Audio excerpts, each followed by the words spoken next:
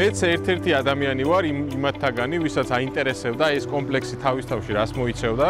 საწყის ეტაპზევე ვერ ვფიქრობდი რა შეიძლება და ყოფილიყო, თავიდან ვიფიქრე რომ შეიძლება სახლიც ყოფილიყო, რადგან საერთოდ ადამიანებს საქართველოში გვახასიათებს განსხვავებული ექსტერიერის მქონე სახლების და უძრავი ქონების შექმნა, მაგრამ მე როცა მასშტაბი დავინახე, მივხვდი რომ რაღაცა სარესტორნო მიმართულებისკენ შეიძლებოდა წასულიყვნენ და ზუსტად ესე აღმოჩნდა, შატო დევერე დაარქვეს, 5 ვარსკვლავიანი კომპლექსი უნდა ყოფილიყო და პრინციპში სულ ცოტა აკლია, დაახლოებით 10%-ია დარჩენილი, მაგალითად სასტუმროს 47 ნომრიანი სასტუმროს მშენებლობა დასრულებულია თავიდან ბოლომდე, შიგნით არის უკვე რემონტი, დასასრულებელი, შავი კარკასის მდგომარეობაშია.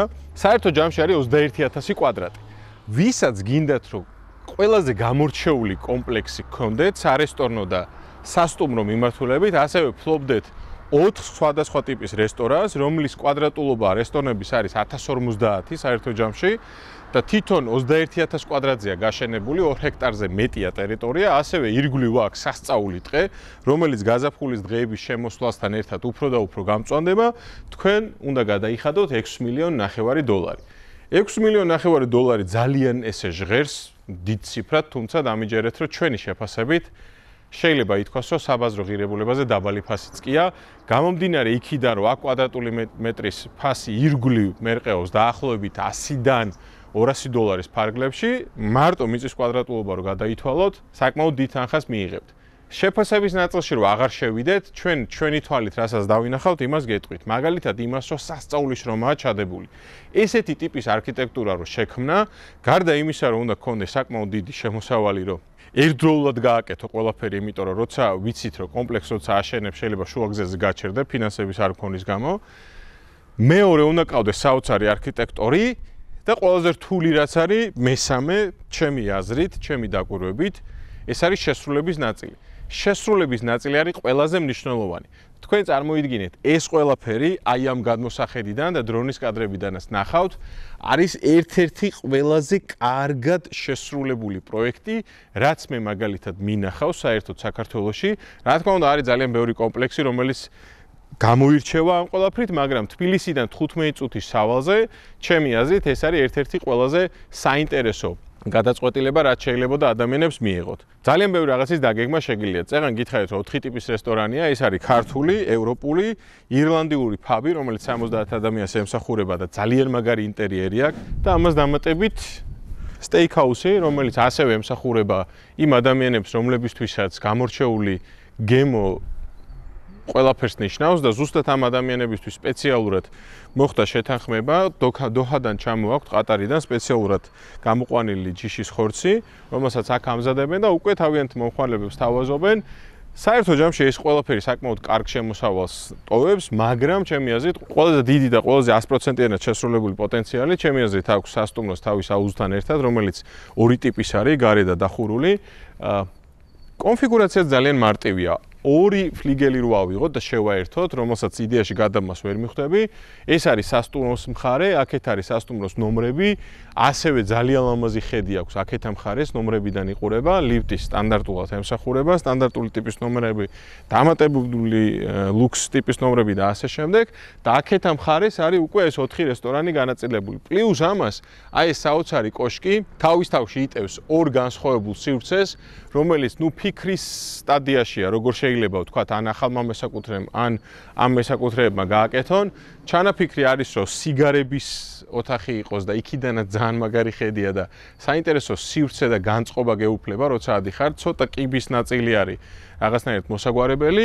ამ ნაწილში არის ღვინის მაღაზია, საერთო ჯამში 48 ღვინოებია განთავსებული და ღვინის მაღაზია იმიტომაც ქვია, რომ ძალიან ბევრი ღვინო გაიყიდა კიდევაც, აქ გვაქვს 8700 ბოთლი ღვინო არის დაცული უკვე მარანში, ქვედა მხარეს მარანიც არის და საინტერესო თამაში აქვს, ღვინის თამაში, რომელსაც გაჩვენებთ. ზუსტად აი ამ კომპლექსისთვის შეიქმნა და ფიქრობ, რომ ქართველებზე მორგებულია ეს ყველაფერი. ფრანგული, იტალიური ჯიშის ღვინოებიც არის თავისთავად.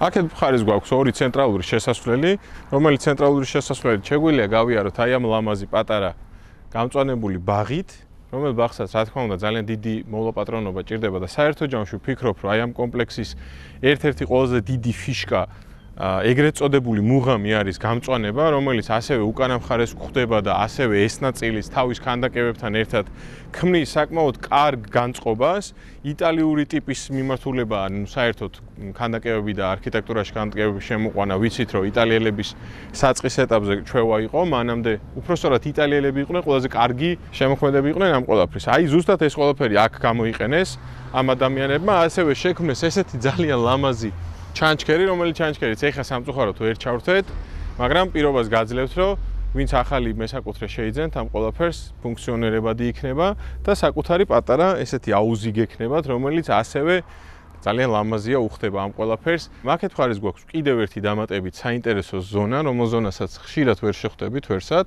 რომელსაც ეხა გაჩვენებთ. ეხა ჩვენ ვართ აი ამ კომპლექსის უკანა მხარეს, სადაც არის 500 ადამიანზე განკუთვნილი 500 ადამიანს ემსახურება ერთდროულად ტერასული ტიპის რესტორანი.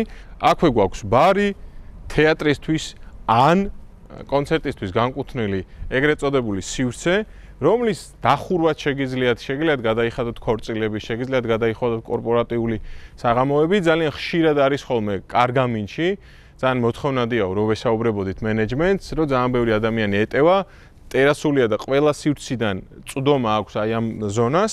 ტექნიკურად შესრულებადი სამუშაო თავიდანვე იყო, მაგრამ ძალიან შრომატევადია ესე ყველაფერი ერთდროულად დაწნა, ამას დაწნას ვეძახით. თითოეულ ქვის დადება, მერე გამწვანება, საერთო ჯამში საკმაოდ კარგად არის გამოყენებული. ერთადერთი ვიტყვი და ვფიქრობ, რომ ტექნიკურად თუ არის შესაძლებელი, რომ რაღაცნაირად შეიმინოს ეს ყველაფერი, რომ ყველა სეზონზე გამოყენებადი იყოს, რა თქმა უნდა, გაიზრდება შემოსავალიც, გაიზრდება მომართვიანობაც. სასტუმროს ნომრებიდანაც შეგიძლიათ თვალყური ადევნოთ აქეთა ზონას. ვფიქრობ, რომ საერთო ჯამში ესეთი კომპლექსების შექმნის აუცილებლობა დადგა დღეს წესრიგში, ძალიან მოთხოვნადია. ახლა მით უმეტეს ქართველებს ძალიან გვიყვარს სმა, ჭამა, დიდად შესარგი და ესეთი სივრცეები მით უმეტეს ქალაქთან ახლოს აუცილებელია. მით უმეტეს ესეთი გამორჩეული ექსტერიერის და ინტერიერის მქონე, ინტერიერს რა თქმა უნდა ვიდეოების საშუალებით ვაკო გვაჩვენებდა და ნახავდით. საინტერესოა თქვენი კომენტარიც და საერთოდ ყოველთვის საინტერესოა თქვენი აზრი. საერთო ჯამში თქვენთვის შეიქმნა ეს გადაცემა, რომ ადამიანებმა ნახონ როგორ შეიძლება თქვათ გამორჩეული ციხესიმაგრეების აშენება. ჩვენ ამას დავარქვით ციხესიმაგრე თბილისთან ახლოს. შატო კი ქვია, მაგრამ ვფიქრობ, რომ ესეთი გამორჩეული ექსტერიერი იშვიათად როსადმე მენახოს. მე თუ ვინმეს გეგულებათ შეგიძლიათ კომენტარებში ჩაგვიგდოთ და სიამოვნებით წავალთ და გადავიღებთ. ფასის ნაწილს რაც შეეხება, წეღან კი გითხარით, დავასაბუთეთ აქ კვადრატული მიწის ნაკვეთი რა ღირს და საერთო ჯამში ესეთი მშენებლობა ბევრად უფრო მეტი ჯდება, ვიდრე სტანდარტული მშენებლობა, რადგან ფიქრი, დროის ამბავი და ასე შემდეგ. ვინც ერკვევით, რა თქმა უნდა, მიხვდებით რაზე მაქვს საუბარი და კიდევ ერთი თხოვნა, რომ დაალაიქოთ ჩვენი არხი, გამოიწეროთ, დააწვეთ ზარისღილაკს, ამას ძალიან დიდი მნიშვნელობა აქვს ჩვენთვის. დანარჩენი სხვა დროს შევხვდებით.